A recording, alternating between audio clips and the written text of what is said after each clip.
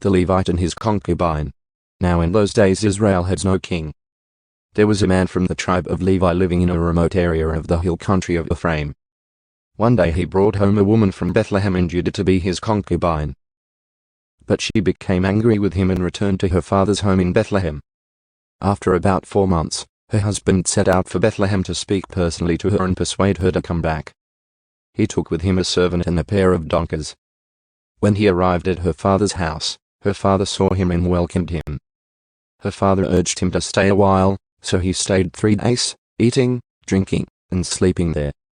On the 4th day the man was up early, ready to leave, but the woman's father said to his son-in-law, "Have something to eat before you go." So the 2 men sat down together and had something to eat and drink. Then the woman's father said, "Please stay another night and enjoy yourself." The man got up to leave, but his father-in-law kept urging him to stay, so he finally gave in and stayed the night. On the morning of the 5th day he was up early again, ready to leave, and again the woman's father said, "Have something to eat. Then you can leave later this afternoon." So they had another day of feasting. Later, as the man and his concubine and servant were preparing to leave, his father-in-law said, "Look, it's almost evening.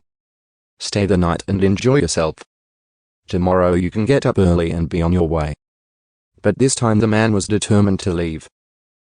So he took his 2 saddled donkeys and his concubine and headed in the direction of Jebus, that is, Jerusalem.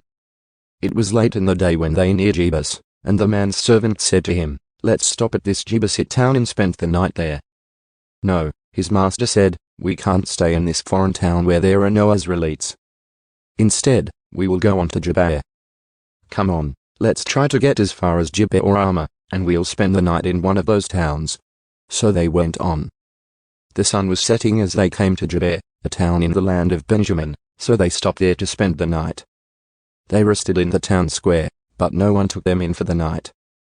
That evening an old man came home from his work in the fields. He was from the hill country of Ephraim, but he was living in Gibeah, where the people were from the tribe of Benjamin. When he saw the travelers sitting in the town square, he asked them where they were from and where they were going. "We have been in Bethlehem in Judah," the man replied. "We are on our way to a remote area in the hill country of Ephraim, which is my home. I traveled to Bethlehem, and now I'm returning home. But no one has taken us in for the night, even though we have everything we need. We have straw and feed for our donkeys and plenty of bread and wine for ourselves." "You are welcome to stay with me," the old man said.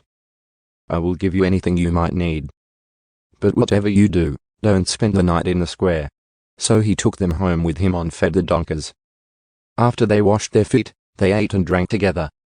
While they were enjoying themselves, a crowd of troublemakers from the town surrounded the house. They began beating at the door and shouting to the old man, "Bring out the man who is staying with you so we can have sex with him." The old man stepped outside to talk to them. "No, my brothers, don't do such an evil thing. For this man is a guest in my house, and such a thing would be shameful.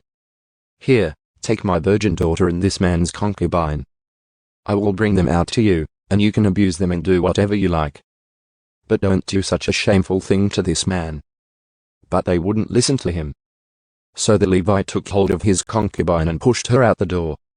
The men of the town abused her all night, taking turns raping her until morning. Finally, at dawn they let her go. At daybreak the woman returned to the house where her husband was staying. She collapsed at the door of the house and lay there until it was light. When her husband opened the door to leave, there lay his concubine with her hands on the threshold. He said, "Get up. Let's go." But there was no answer. So he put her body on his donkey and took her home. When he got home, he took a knife and cut his concubine's body into 12 pieces. Then he sent 1 piece to each tribe throughout all the territory of Israel. Everyone who saw it said, "Such a horrible crime has not been committed in all the time since Israel left Egypt." Think about it. What are we going to do? Who's going to speak up?